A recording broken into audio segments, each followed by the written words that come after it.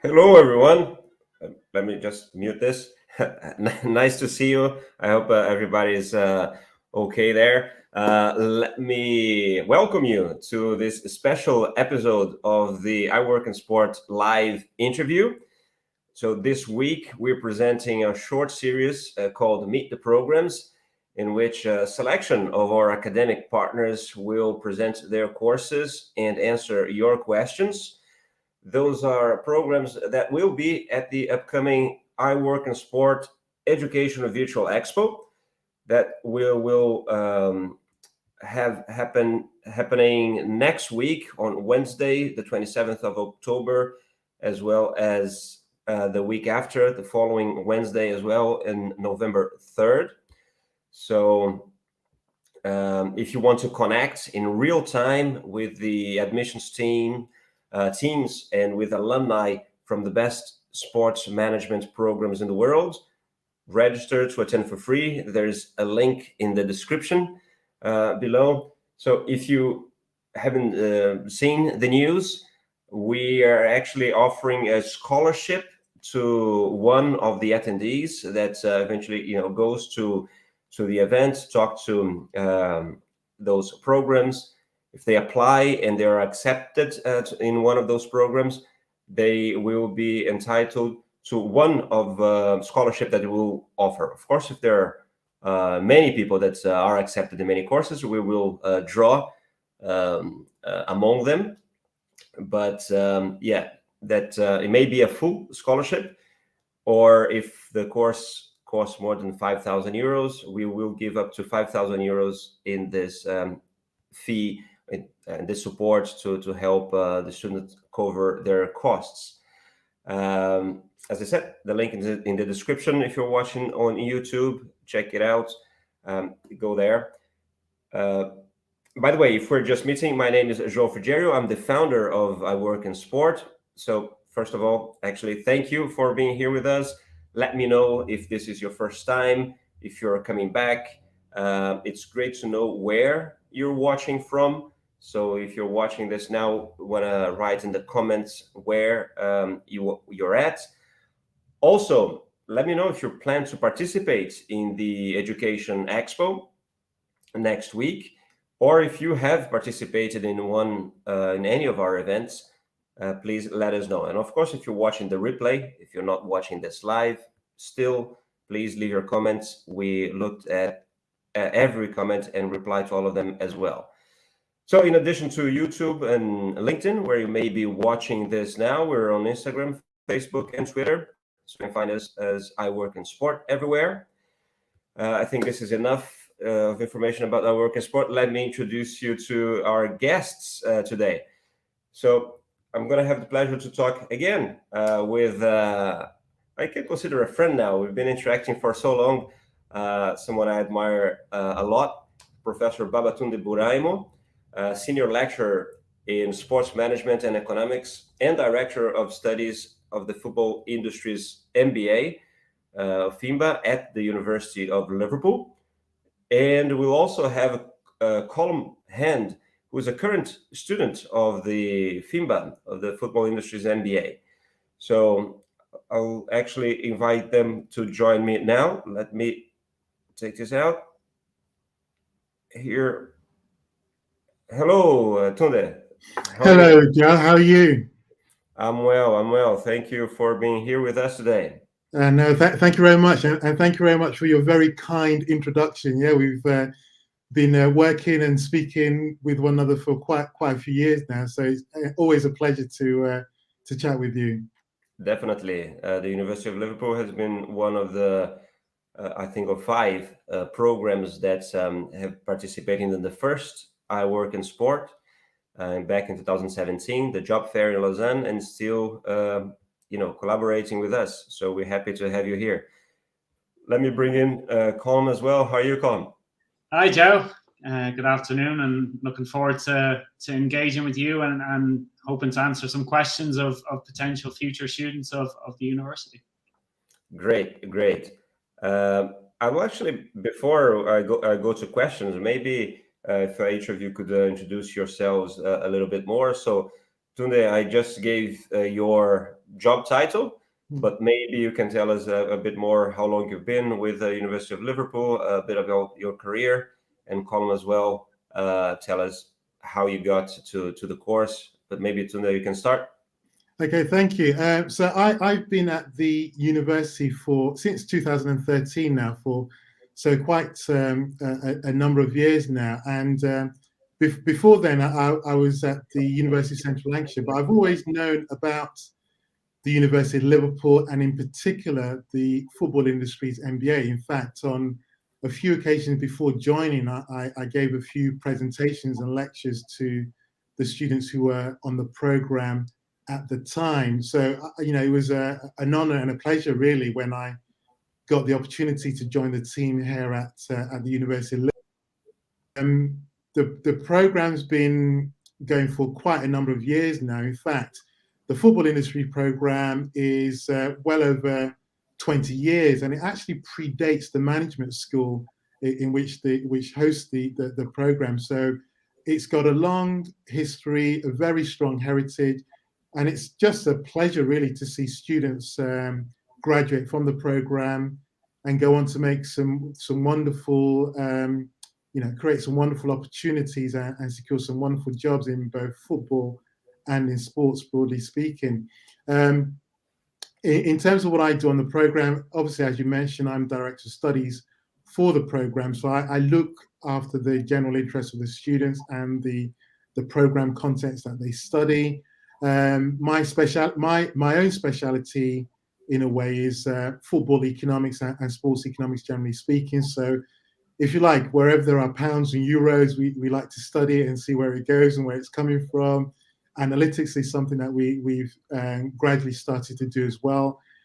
So really, I have the opportunity to work with some brilliant people in sport and football, and we bring all that expertise together to create the wonderful Football Industries MBA. So it's just a real pleasure to work on the program and to be part of an academic team at the University of Liverpool. We're going to talk a lot about the program in a second. So, Colin, what about you? Where are you from? What did you do before the masters, and how did you get there? Yeah, so I was born and raised in Dublin, Ireland, and I suppose I finished school and did a typical broad business degree, always with sport in my mind. But I suppose I was at the time hesitant to kind of do a sports management degree, so I went down the business route. But since then, I was fortunate to work in the sports industry and football industry for almost 8 or 9 years at this stage. So I was working in the States, in Dallas, Texas for a couple of years. Spent some time in Dubai, and I've also had the privilege to work for the Football Association of Ireland in various roles. So I suppose I am fortunate that I have a bit of experience in the industry. And with that experience and I suppose the appetite for football and love of the game, I was at a stage in my career where I really wanted to return to education and look to upskill and maybe take a jump up on the managerial chain, as you like. So obviously, I've done a lot of research in terms of the other courses that are out there, and obviously, I wanted to stay in football. So your choices, there are quite a few you can go down, and as Tunde touched on with the Football Industries MBA in Liverpool, it's been running for 20 years, and with lecturers like Tunde, and I mean, I'm sure we'll speak later on, but Kieran Maguire, Ian McHale, Dan Parnell, these are industry leaders, not just academics. So that was obviously a big appeal.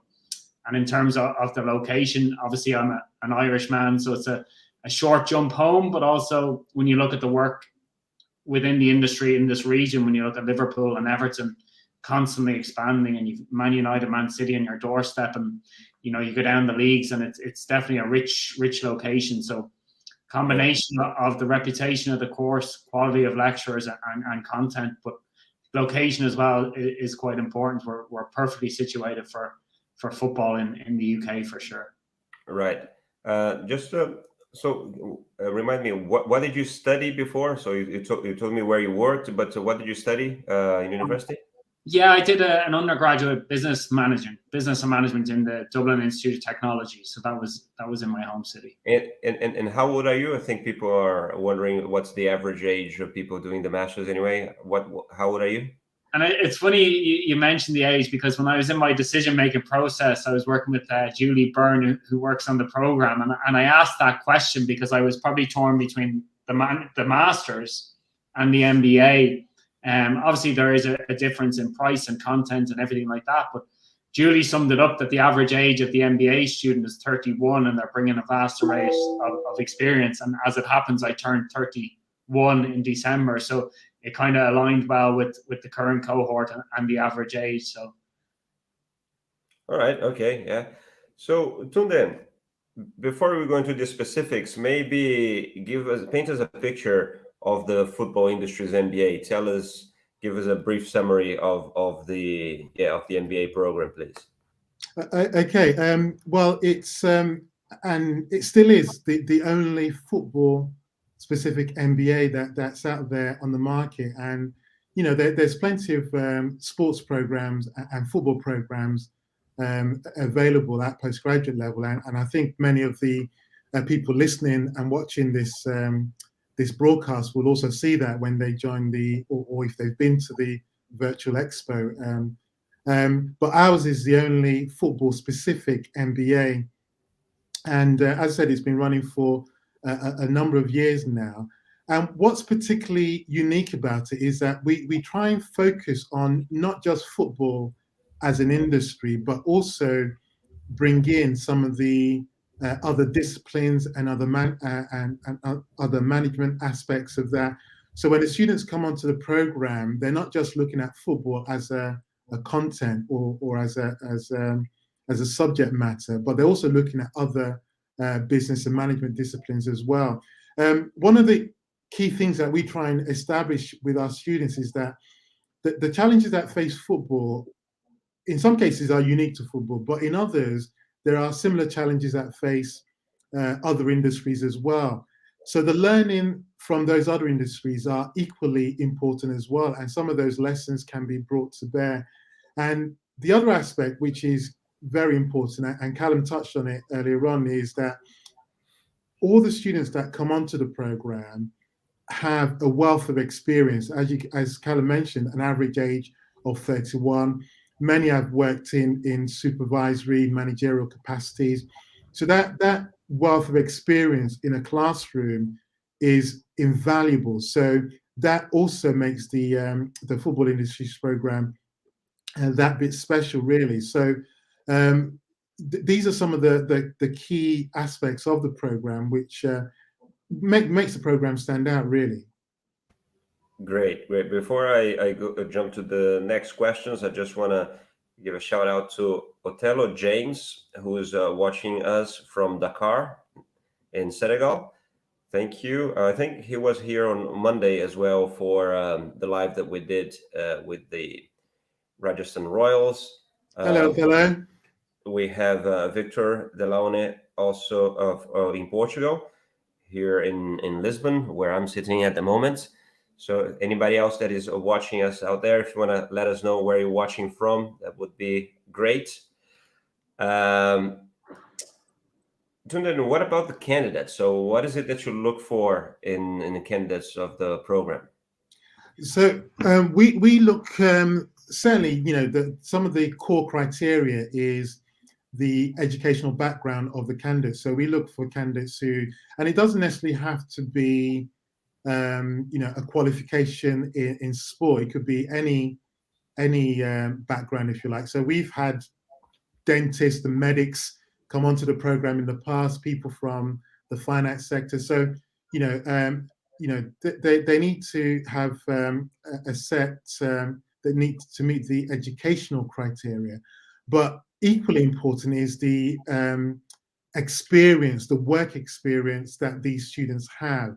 And that's critical for the MBA. And in a way, it's also why our MBA program and the management school is ranked as well. So we are triple accredited. So we're accredited by Equis, AACSB, and also Mba as well. Recently, we were accredited by the Association of MBA. So it really is a mark of the quality of the management education that we do offer.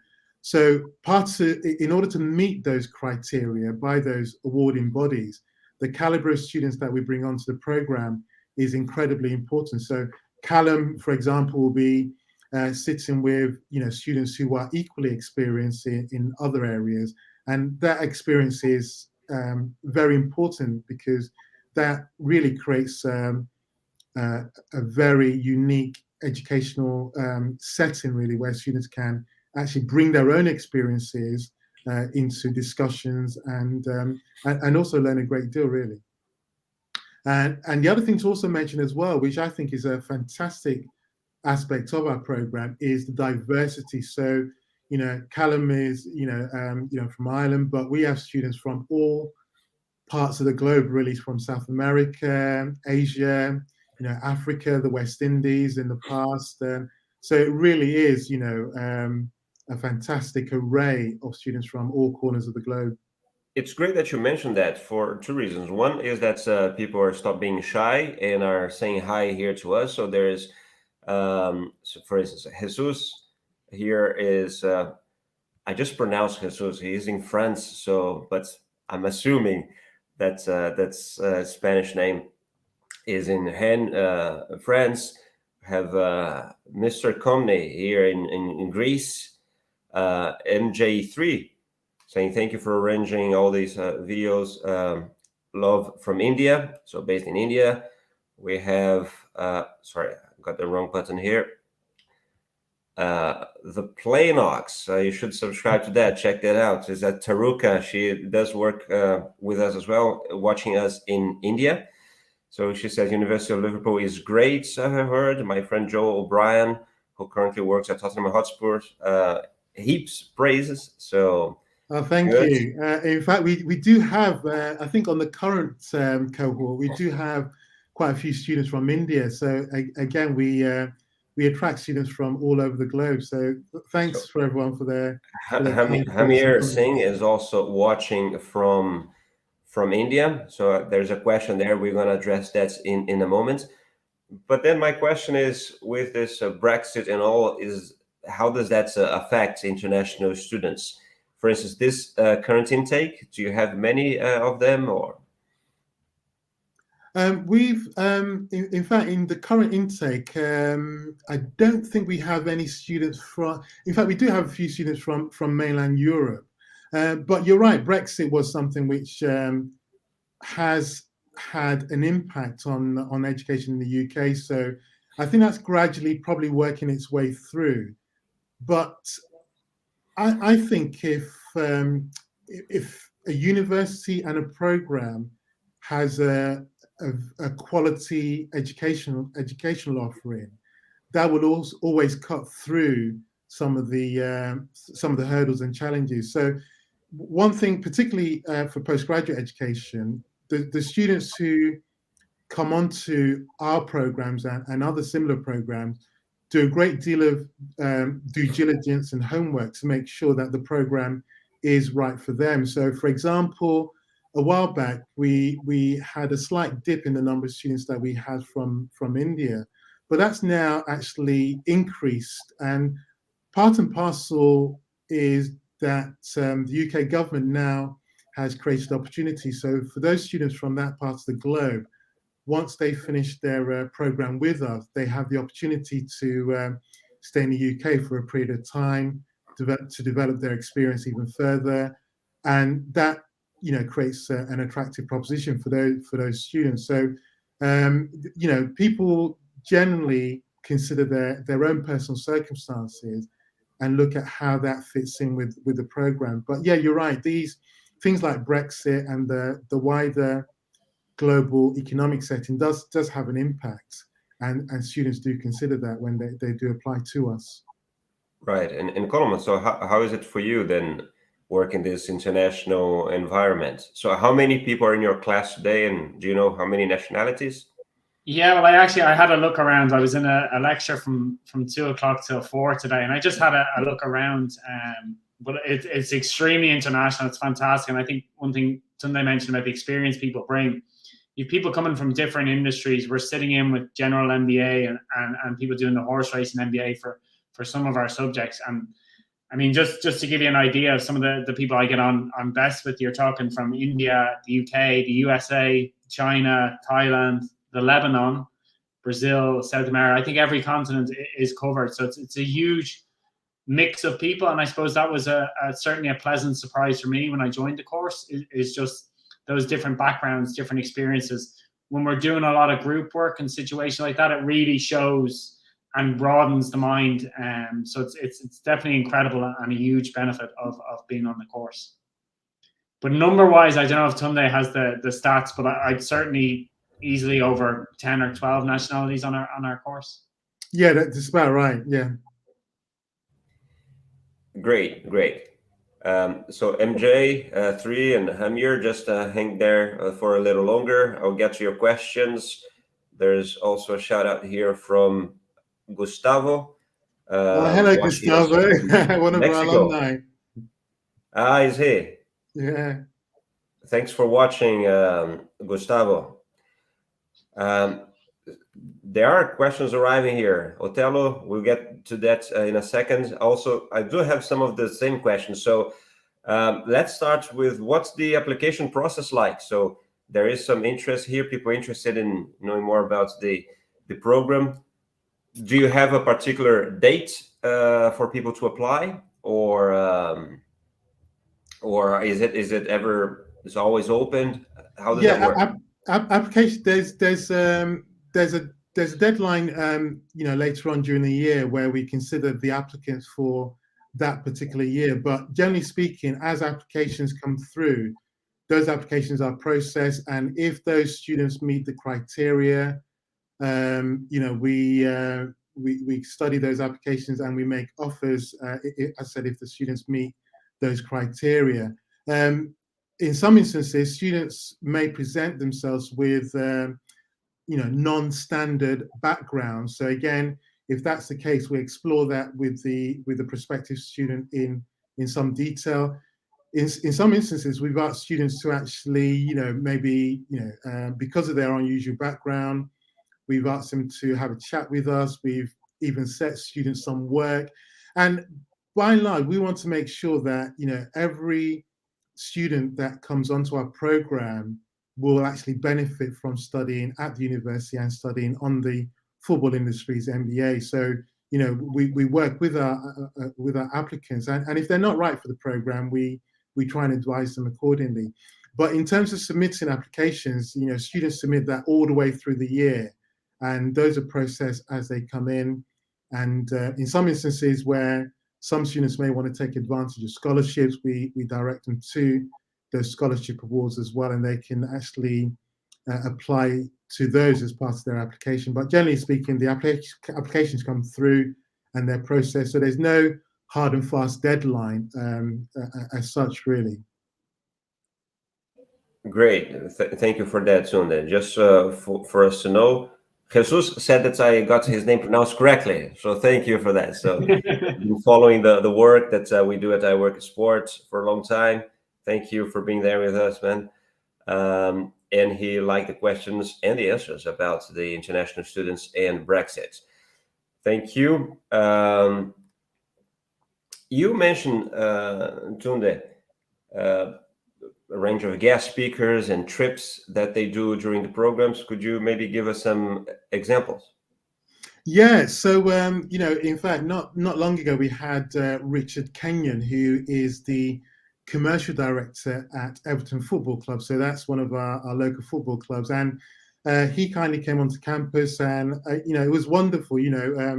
The session was scheduled to last just over an hour, but he was there, presenting, answering questions from the students. So he was there for well over an hour and a half, and so absolutely wonderful. And so we have a guest speaker series, and we have executives from all across the industry come onto campus to present to our students. So in the coming weeks, we will have the likes of Paul Barber, who's the CEO at Brighton and Hove Albion Football Club. to present on the challenges they face as a club in the English Premier League. We also have Rick Parry, who's coming in maybe 3 weeks' time, I think. He's currently the chairman of the English Football League, so he looks after the interests of the 72 clubs who are beneath the Premier League, and they face a different challenge altogether. And interestingly enough, Rick's experience is fantastic and wonderful, really, because he was one of the instigators, founders of the English Premier League. So when you have a caliber of an individual like that, speaking to the students is absolutely wonderful, really. And he's a real true friend of the program, and every year without exception he comes to campus and speaks with the students. We have people from the Premier League, broadcasters are also coming onto the program as well. And the other thing that we're also looking at as well is to recognize that football is not just about the Premier League and those top brands, but there's also a layer of football that perhaps doesn't get attention but is equally important as well. So equally women's football, the Women's Super League. So we have the CEO of the Welsh Women's Super League coming onto campus as well to present. So we have a range of guest speakers that are coming on to speak to our students. And in addition as well, we're hoping to have students go on trips as well. So in the coming year and in the coming months, students already timetabled to go to visit UEFA in Neon. So that's something that we're planning for. So we got a date set for that. The past year and the past months, unfortunately, has been a real bind for people, and in particular the students, really, because as a consequence of the pandemic, it's been difficult to get to places. So, but gradually it's looking like football clubs are gradually now opening up, not just to spectators at football, but also to welcome guests into their offices and to their commercial operations as well. So in the coming weeks, we're hoping that our students will be visiting places like Liverpool Football Club, Everton, Manchester City, Celtic is another place that we frequently go to, Sheffield United, MK Dons. So it's not just the glamorous entities in football, but also the clubs that are people often don't talk about as well, because there's parts of what this is about is learning some of the fundamentals of the football industry. And the challenges that faces, say, the top football clubs are very different from the challenges that face the minor football clubs. And for every one super football club there are many non-super football clubs. And these are all parts of the industry that our students eventually end up working in, really. But also visits from those who don't necessarily work in football clubs, but also work in companies that are closely aligned with football clubs as well. So we've got marketing agencies and the likes as well, really. So all these are guests and visits that we often make, and we're hoping to make in the coming weeks and months. You're muted, Joe. Sorry, thank you for that. So, Colm, so you started recently, right? When did you start? Yeah, so our first week kicked off the 27th of September, but I guess there was induction from the university from the 20th. And what was fantastic was, as a mature student going back, it actually started, early in the summer. There was a lot of online sessions to help us get prepared for being back on campus. But we officially kicked off with we kind of had a foundation week, the 27th. So it was a real opportunity to get to know some of the lecturers, some of the content, and ways of thinking, ways of reading, ways of referencing that many of us are probably a bit rusty on at this stage of our career. So it was really a nice way to commence. And as Sunday said, Richard Kenyon spoke that week. So it was a real highlight to kick off the program. Right. Did you get to do any visits yet, or still waiting? Still waiting, but we're hoping What are the ones that you're looking forward to? Well, Celtic, obviously, as an Irishman, would be nice. I think I'm looking forward to Paul Barber coming in and speaking, because fortunately, I've worked for a national association. I've kind of worked with UEFA in a capacity. So the club side is certainly an area I want to strengthen my knowledge of, and I think that will certainly be facilitated. And I just think one addition to the guest speakers, I think we had some alumni as well come and speak to us. And just to give you an example, Joe O'Brien from Everton came and spoke the first week, and we were out watching the Liverpool game last night, and who was there with us? Only Joe O'Brien from Everton. So it's great to have that alumni coming back and speak, and I know we've Dr. Tom Markham as well. So some of those speakers as well are definitely ones I'm looking to tap into. Yeah, that's great. Actually, there's a question here for you. So MJ3 says, hi, Colin, may I ask you how your experience has been at the campus and with the faculty? Is it what you expect it to be? Can you please share?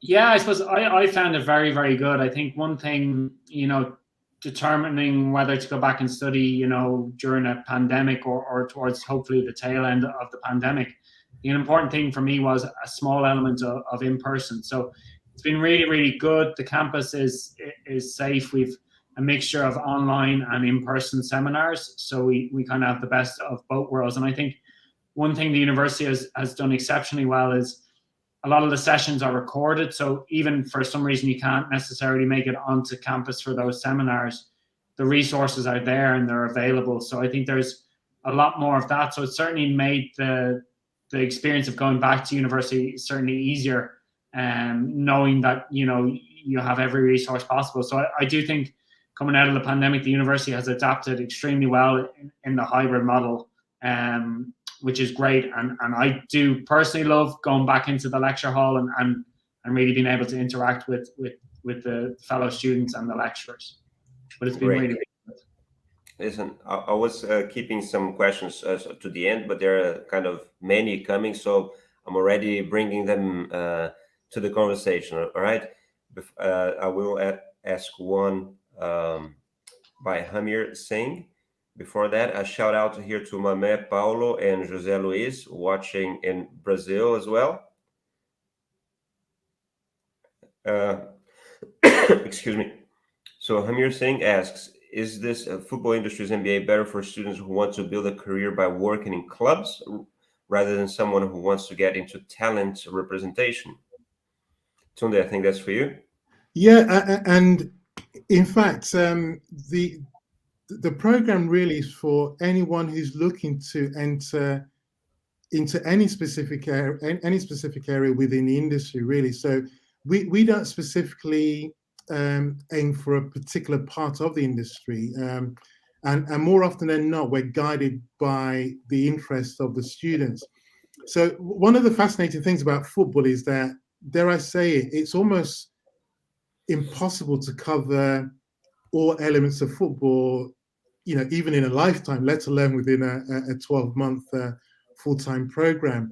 So, we have a set number of taught modules that we engage the students with. So, for example, sports operations. So if any students interested in particular in how football clubs and federations engage in operations, that's something that we do. There might be some students who are particularly keen on, say, finance. So in fact, we have a double dose of finance. So we do finance with the MBAs, generally speaking, but we also have a specialist football and finance module for those who are particularly keen in finance.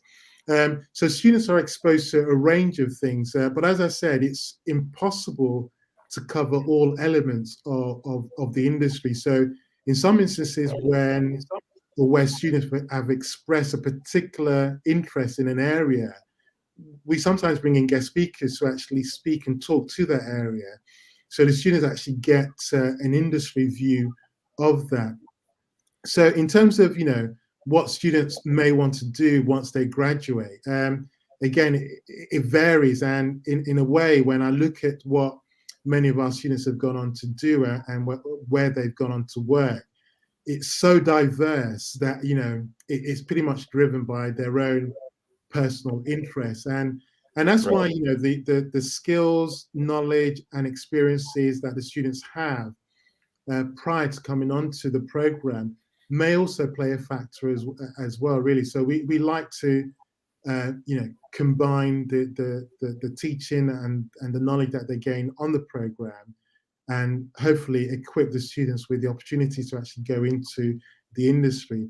And another important element as well is that it could well be that, as an individual, you're interested in a particular area of the industry, but it could well be that, maybe you start off in, say, operations before moving into strategy. So it could well be that you don't necessarily enter the industry directly in the area that you may have a primary interest in, but, it gives you the opportunity to enter the industry anyway. And again, through that process and developing further knowledge and further skills, you get to move around the industry as well. So we've had students that started out in football clubs, but they wanted to work in federations, but the experience that they've developed at a football club has been part of that launch pad that's allowed them to secure a job with a football federation. So, but yeah, students go into many diverse parts of the football industry. Right. Just so you know, Jesus here is asking about scholarships. There is Otello, who is actually asking about internships. So we're going to talk about those two things in 1 second. But before we talk about it,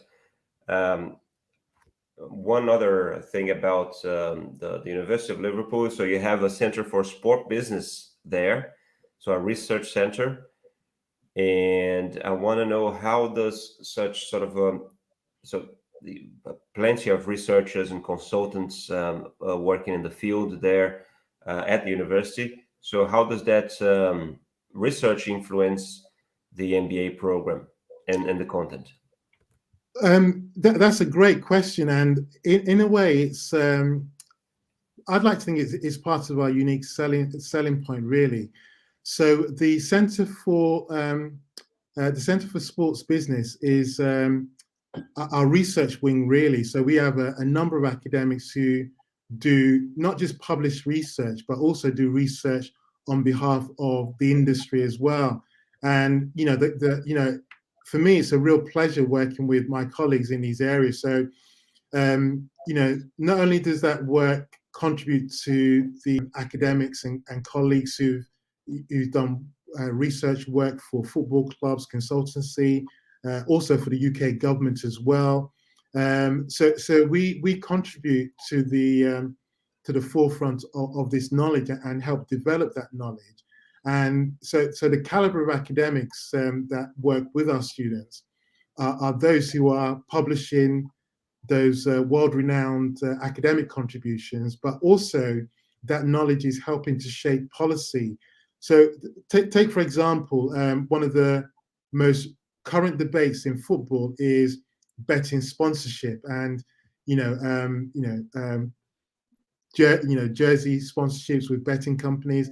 Now, for good or bad, it's a major debate in English football and probably across the globe. Should betting companies be allowed to sponsor and advertise on football jerseys? Now, there's lots of questions that need to be addressed in that regard, really. So what are the negative impacts? What are the positive impacts? And any decision ultimately should not be an emotive one. It should be one led by the evidence. And one of the things that we're doing at the university is actually looking at that evidence and examining and evaluating the impact on the industry. So we got colleagues who are working on this. So that's the caliber of academics who work on the program. And much of that research work is delivered through the Centre for Sports Business, but it's those same colleagues that contribute to the Football Industries MBA program. Yeah. Now, one funny thing about that is that I think England was a pioneer in having the betting companies sponsoring the teams, and all of that. Betting in general is prohibited in many countries, and advertising that as well. And then all over the world, you had people lobbying in Congress to allow that, using England as an example. So I'm from Brazil, and listen, but they have that in England. More than half of the clubs there have betting as their sponsors. So it should work for us too. And they allow it all over the place. And now they are want to block it or are blocking it in England. Funny. Questions here. So let me go to questions from the audience. Their priority. There is one here for Hamir Singh, says, watching from India. I've been interested in football Industries Mba for a while. Does it help that he's a Liverpool fan? Maybe not. Maybe Everton. The Liverpool logo is blue, the university. So, but anyway, had a few questions, and the first was regarding international scholarship and details regarding availability. Before you answer that, I want to mention Jesus here, who also was asking about scholarships. Can international students apply for scholarships? Okay, yes. So we actually have a range of scholarships, and in fact, just been in a meeting today about another type of scholarship, which hopefully will be launching very soon. But all our scholarships are open to all applicants, whether they're home students or international students. All that matters is that they meet the criteria for those scholarships. So the two major scholarships that we have presently, which probably would interest the audience who's tuned into this broadcast, is we have an excellence scholarship. So those students who have excellence in either their academic background or in their professional background, we have scholarships available for those students, and we award scholarships which are full scholarships, which give them a waiver on the entire fee, but we also have partial scholarships as well. In addition to our excellence scholarship, we have a women in football scholarship, which is something that we're quite passionate about, in the sense that football, regardless of where you are in the world, it tends to be a male-dominated sport. Not just on the field of play and as a participant sport, but also as a commercial activity as well. So one of the things that we're striving to do is make sure that we contribute to creating opportunities for females to enter the industry in a managerial level. So we have a women in football scholarship, and that's been going for a few years now. And so those are the two main scholarships that we have presently. But as I said, are those sorry, there you cover the tuition fee? Is that the full tuition fee? Yes, that's correct. So we cover the full tuition fee for our excellence scholarship and our women in football scholarship. But also we offer partial scholarships as well. So it could well be that for some candidates who don't meet the full criteria, we may judge that their application is good and suitable enough that we can offer them a partial scholarship as well. So we do offer those as well. Right. We're offering one too. So if and in fact I was particularly pleased to see that, and I think it's absolutely fantastic, really, because for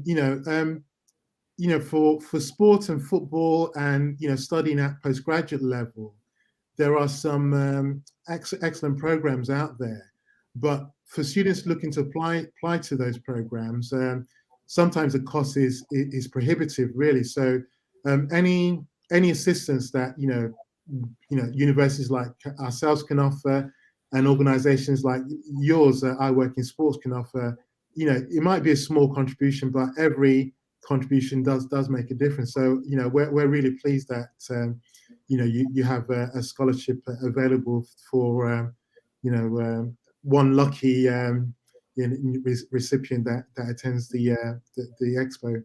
Yeah, just to explain how that's going to work, actually. So to anyone that attends the event, either on the 27th or the 3rd of November, and then go to your booth or other programs and apply, and then are accepted. Once sort of they're accepted, they can contact us. We're going to give until March for people to let us know that they have been accepted to enroll in a program. If there's only one candidate, we're going to give them up to 5,000 euros. I presume that's not the full tuition fee, but as you said, hopefully will help a bit. If there are multiple people that get offers from different programs, then we'll put them in all the names in a bag and choose one. But let's see. By the way, what's the tuition fee for the football MBA, football industries MBA? I think it's around £25,000. So Is that the so same price for internationals and for British students? I think, to be honest, I think the best thing to do would be for any interested applicants to go onto our website. I don't want to misquote, but it's in the region of £25,000 for the current advertised price. Right. We're gonna go to another question before that. I'm gonna just ask people that are watching on YouTube to hit the like button to help us out. You know, algorithms, all that kind of thing. So please do that. There's some more questions here. So yeah, Otello was actually asking about that, the duration and the tuition fees. So let's go to the internships then. We talked about scholarships, and he's also asking about internships. So the tuition fee, check out the exact amounts on the website. But about the duration of the course, can you remind him? Yeah, so it's a full-time program which lasts 12 months. So I know there are some MBAs which last 2 years, but ours is a 12-month program. So it normally starts in September, October, and the taught element of the MBA normally finishes around May, June. And then once that finishes, the students would have been preparing to engage in their dissertation or their work-based project, and that normally starts formally anyway in May, June, and then concludes in September. So the program is a 12 calendar months running from September one year and concluding September the following year. With reference to internships, now that used to be something that we used to talk about in some guise or other. But what we've done in recent years is that we've actually changed it, and the landscape is altogether very different. So as I mentioned, from around May, June, the students will start their work-based project or their dissertation. So the students don't actually do an internship. What they do is effectively a consultancy project. So we've moved away from that image of an internship where you go in daily to an office somewhere and you help the management out. And what we do now is the student negotiates a project with an organization, maybe a football club or a marketing agency or a football federation, any organization, and the client organization with the student agrees a set of terms and references. So effectively, the student acts as a consultant. They're given a particular problem, and the student goes away and works on that problem. There will be a number of interim meetings during the course of that project, and the students may go to the offices of the client's organization or maybe engage online in Zoom meetings and things like that. And over the course of, say, 3 months, the students would work on that, and they'll submit 2 outputs really. One is a client report, and one is a academic report. And the client report goes to the organization.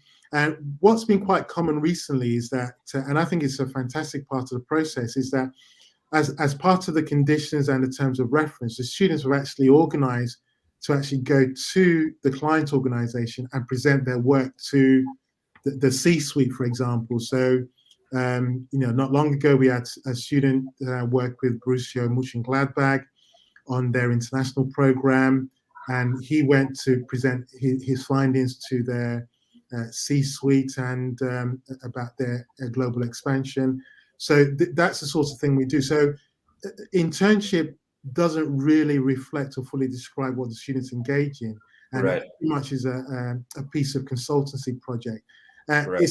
It's serious in nature. So, for example, it's not uncommon for the students to sign a non-disclosure agreement. So it really shows the level of seriousness with which the project is done, really.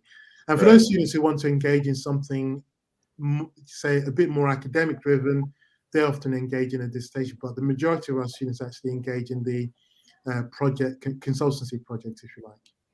Right. And thank you. And Colin, so what is it like then, the life of a student there? So it's a full-time, what is it? You get there from 9 to 5, sort of every day? Is that, are you having sessions online as well? It's all in campus? Yeah, and maybe well, one thing you can tell us not only about what's life in campus, but what is it like to live in Liverpool? Maybe the cost of living for students that wants to study there, what they need to account for.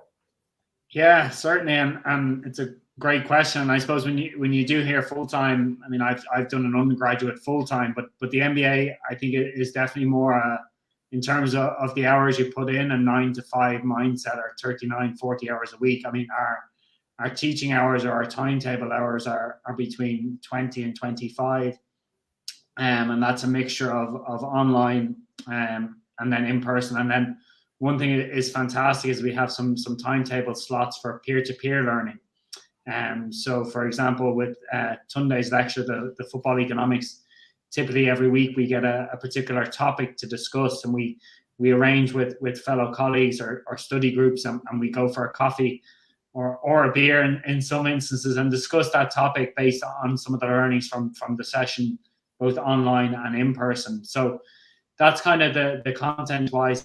And I suppose the way it's split up is we do have the 12 modules, but we do them in 4-week blocks. So it really is very much hit the ground running. And week 1, we're getting our assignments and we're getting to work, which I personally find fantastic. It's really, really good. The lectures are very helpful in terms of direction and what to do, but you really are working with your peers as much as you can to really learn and grow from that online and in-person content. So that's kind of the workload, and then we'll split into new modules now in November, and we'll have more assignments, and we'll kind of keep going from there. But definitely it's full-time in nature. I know some students might have questions about part-time employment, and I know some of my colleagues and fellow students are certainly doing that and are able to balance that. So I suppose anyone looking at that question, it's certainly probably an individual decision. But I think one reference, not Tunde, but one of the other lecturers mentioned it being like a gym membership. You're going back to study, so you've bought your membership, but you'll only see results if you put in time and put in work. So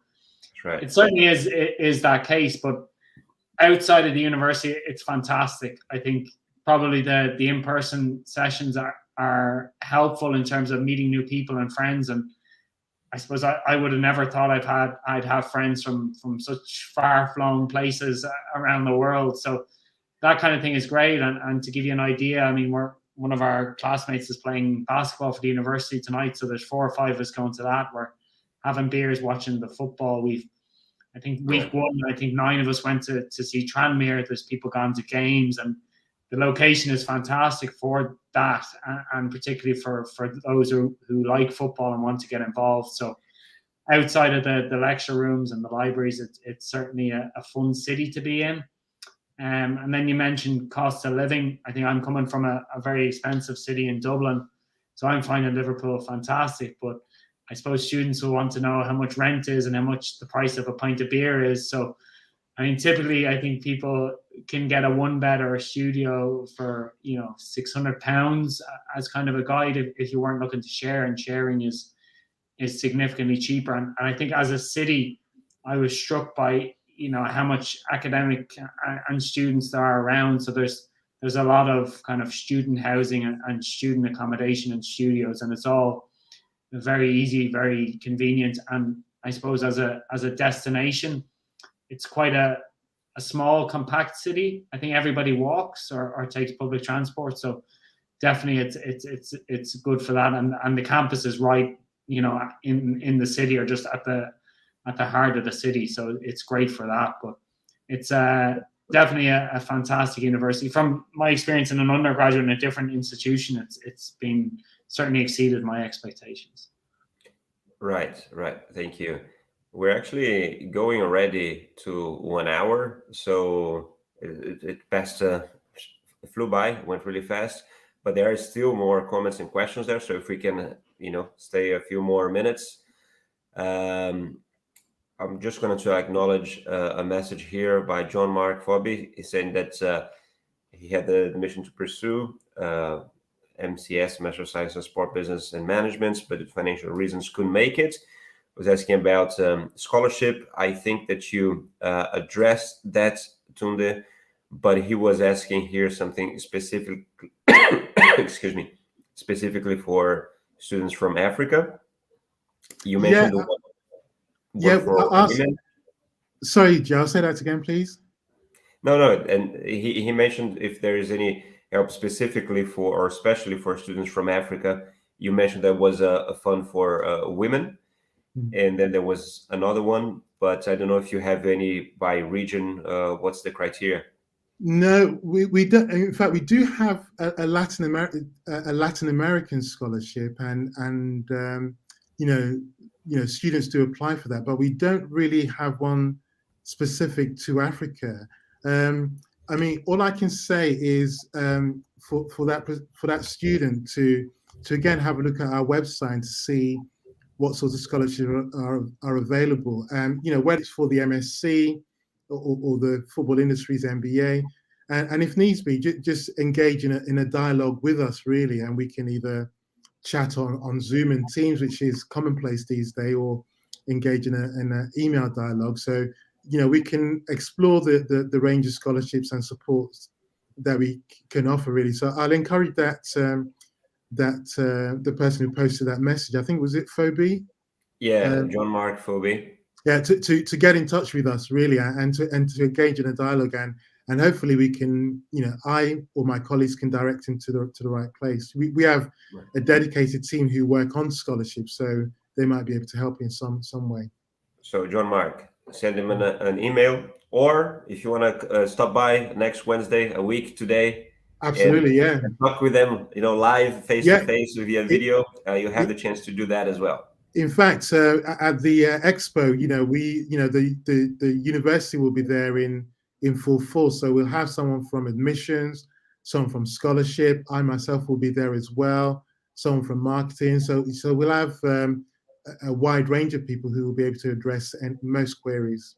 Will there some alumni in your booth as well?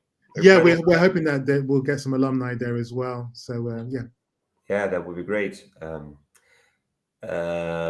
What else? There's a few more questions here. So Amir is also asking, am I correct in saying that university allows students to take a language course along with the FIMBA, with the Football Industries Mba? What are the details regarding that? Well, again, great question. As a postgraduate student, I'm just cautious of time, really. But as a postgraduate student, we can spend a few more minutes here. Don't worry about that. Good. I was fearful that we might get cut off, but if that's not the case, so we have a set program for the Football Industries MBA students. But again, there's a range of extracurricular activities, and in fact, we do have students who, in addition to their Football Industries MBA program, they enroll on other programs as well. Some of them are language programs, some of them are analytics programs, because students want to develop their data and their analytical skills. So again, we have a range of extracurricular activities, both in languages and in other fields as well. And students just have to see whether that fits within their time frame, and again, we encourage that. It's a real opportunity for students to expand themselves really, and discover and learn new skills really. So again, we encourage them. So there's a range of extracurricular activities available to students. Okay. What else? There's what. Maybe this is what he's asking, but is the business administration Football Industries PG certification a master's degree?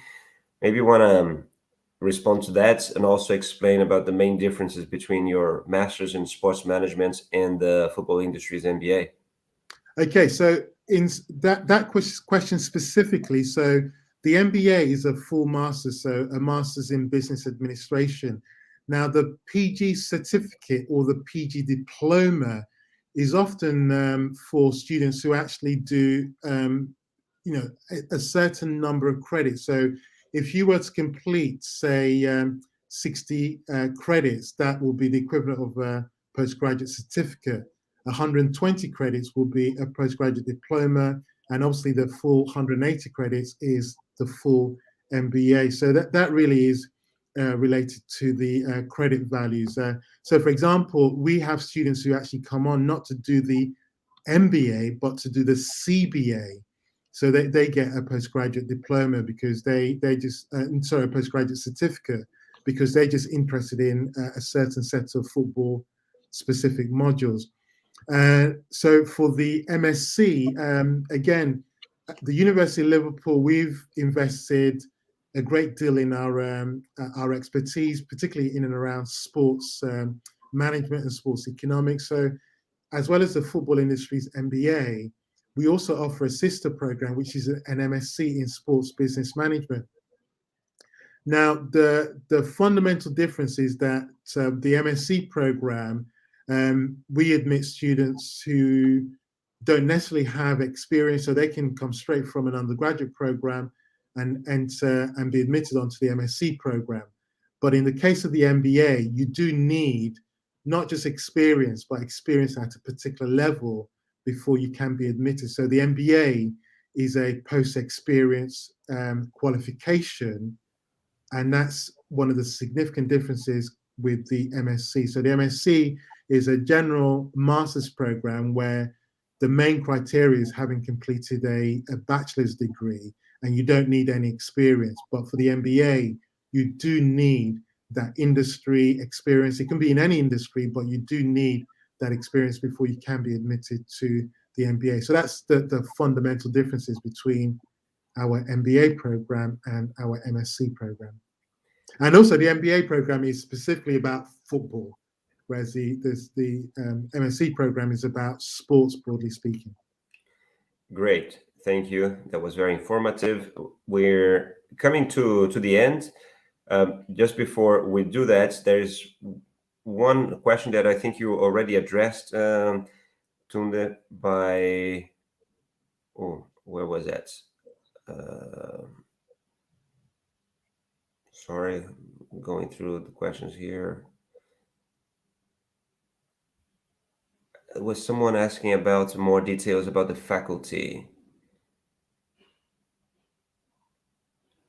Oh, here. It's MJ3 again. Hi, Tunde. Can you share some insights, background of the faculty that teach this program? Yeah, you touched on it. Maybe do it again. Yeah, as I said, and in fact, Colin mentioned a few names there. So we've got some faculty members who are truly world-renowned for what they do. All you need to do is just look at the caliber of their publications and the work they do with and on behalf of industry. And really, you do have a profile of academic staff who are first class and world-renowned in what they do. And if you go onto our website, you'll be able to see their CVs on our Centre for Sports Business. You'll be able to see their profiles, their current publications and stuff. And in terms of the range of expertise, so some of them are in football marketing. I myself, I publish in the area of sports economics and football economics. So in fact, one of my most recent publications was looking at the television audiences for Premier League football and in the TV market. My colleague does a lot of work on football analytics and rating players, and he advises football clubs on which players, are the best players that they might want to invest in, and what the value of those players are, and what those players will do for their squad. So, what will happen if you were to buy a particular player? How many additional points might that player be worth to you at the end of the season? So we have some really exceptional individuals and experts who are called upon by industry to help them out with specific problems. So, really a fantastic caliber of faculty staff members. That's great, Tunde. Thank you so much. You, Colin, as well. John, Mark, Fabi here is actually asking again about the email. I don't know if you told him to look in the website or if you have one email at hand to give him. Otherwise, what I can tell him is Jean-Marc, if you send us an email to info@iWorkinSport.com, we can reply. I can get that with Tunde and reply that for you. Does that work? That's fine. And also, if you want to search, my surname and put Liverpool there, I'm sure you get to my personal university page with ease, and you can get my email address there. Really, but it's my surname at liverpool.ac.uk. But a Google search should hopefully get you the positive results. Perfect. Listen, thank you so much for the session. This was, I think, just a teaser. As I said, I think it's nice. I'm here in the middle, getting the questions from them to you. At the event next week, they will be able to speak with you directly. That's it's going to be nice. Also, Tunde, you'll be with us at the panel that we're going to have at the end of the day. That will Simon Chadwick will do a keynote, and then you'll participate in a panel after that, and with a few other colleagues, one from the Johan Cruyff Institute, another one from Zda Bocconi. So I'm really looking forward to that. So being with you again next week.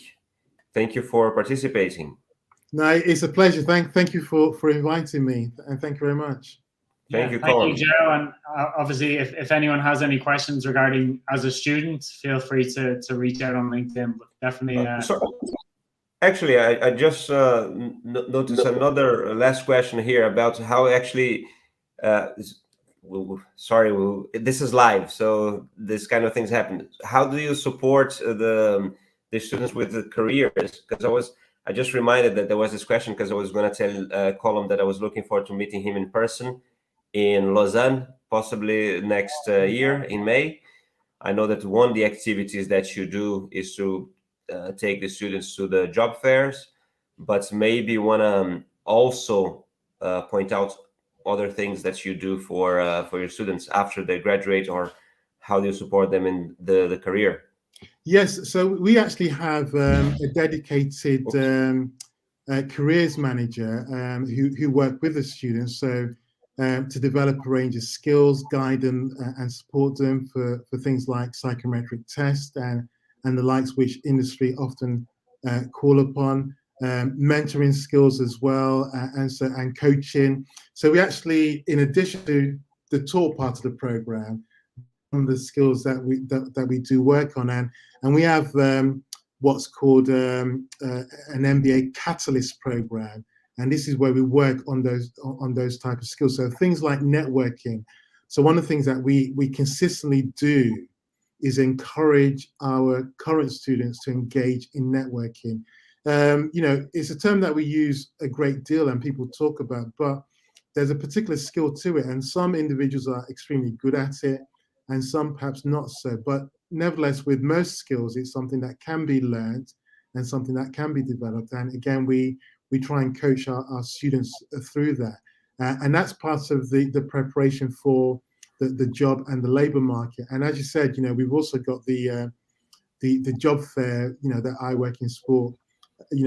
When that came about a few years ago, we were crying out for that, but it's such a blessing really that something like that came about, because often employers don't find it efficient to go on to individual campuses to advertise. So for all those employees to be in a single space, and for prospective employees to be able to connect with those employers in that single space and time, it is just fantastic. So again, that's part of the preparation for these students to really make sure that the effort that they've put in over those 12 months, come to fruition as soon as possible. So again, these are some of the things that are available to the students that we work with them on. But in particular, our dedicated careers support, and our careers managers, work with the students. And we have sessions regularly on a Wednesday afternoon that look into some of the